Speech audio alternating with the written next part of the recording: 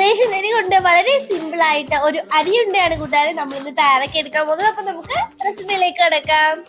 അരി ഒന്ന് വറുത്തെടുക്കണം. അപ്പോൾ നിങ്ങൾക്ക് ആവശ്യത്തിനനുസരിച്ചിട്ടുള്ള അരി ഇതിലേക്ക് ഇട്ട് വറുത്തെടുക്കാവുന്നതാണ്. അപ്പോൾ നന്നായി ഒന്ന് വറുത്തൊരു ബ്രൗൺ കളറായ ശേഷം ഒന്ന് ചെറുതായിട്ടൊന്ന് ചൂടാറിയ ശേഷം നമ്മളൊരു ജാറിലേക്ക് അരിയിട്ട് നന്നായി ഒന്ന് പൊടിച്ചെടുക്കുന്നുണ്ട്.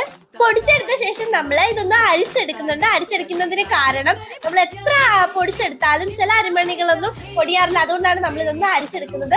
അതിനുശേഷം ഇതിലേക്ക് ഒരു 4 ഏലക്കയും കൂടി ഇട്ട് കൊടുക്കുന്നുണ്ട്.